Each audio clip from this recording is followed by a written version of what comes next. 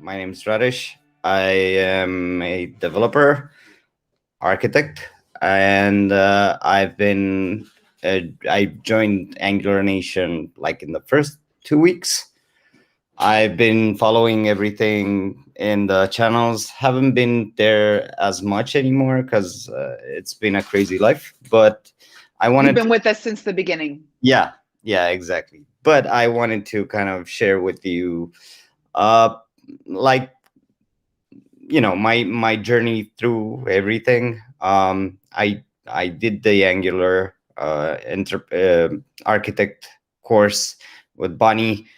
Ever since then, because I've always had this act for learning more.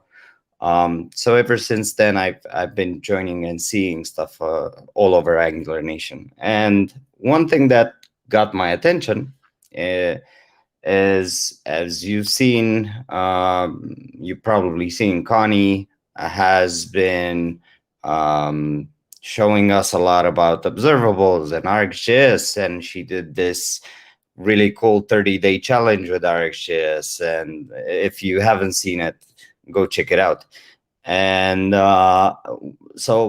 when the Angular team introduced the signals library, well, it's been like really magical because everything happens behind the scenes. You don't know the dependencies, but everything just works out of the box. And it's really kind of, for me, I don't like magic.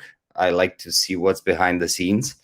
That's the interesting part. Even on TV, when I see magic, I try to see what's behind the scenes. So after a lot of digging, this is what I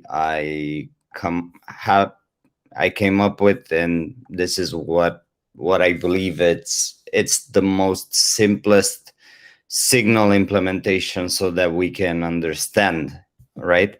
So we basically have this signal. You all know you have this signal function. You pass in an initial variable. This initial variable, you can call it and get the value. So if I go ahead and say log my count, then I will get the 0. um, so this isn't really like that weird.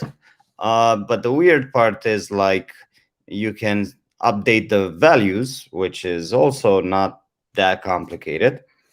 And you have an effect somewhere where you're running the value, so you run this function. But as soon as you click on the buttons, uh, you get the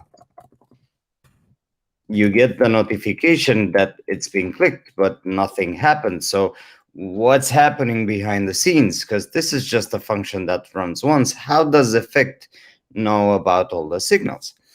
And the initial implementation, like in my head, goes like this. You have the value that you're memoizing. You have the initial value, which goes in first. You have two functions, the get function and the set functions, and you return them. It might be in the documentation, it's a lot more complicated, but I wanted to go to the bare minimum. But and you have the effect, which is a function that gets executed. So what's the trick? How do we actually know when the signal has changed? Well, you gotta have some subscribers, some um, if you haven't seen the Ben Lesh has his latest talk on Revo.js on YouTube. She was speaking about patterns of push pull push pull pull push. So as we know, an observable is a signal is more of a push the change, notify about the change, but get the value whenever you can. So this is what I got to, the basic implementation. You have the memo value, you have a set of subscriptions. Whenever you're getting value, you're adding a callback. Let's talk about later. And then whenever you have the effect, you are registering in the active context, that function as an active context, you call it and you clean it up. So as soon as you have changes on the setter, you are triggering the value. So if you see, then you can actually, you see that the function is being ran.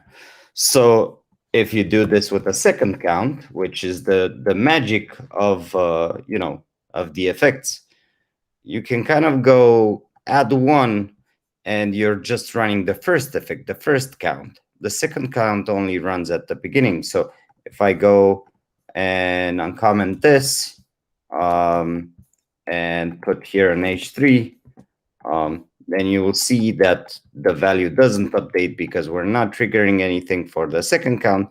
We're only triggering for the first count. So yeah, that's it. That's my talk. Awesome. Thanks, Reres. Thank you, Reres. Thank Thank you. you. Thank you. Thank you. Thank you.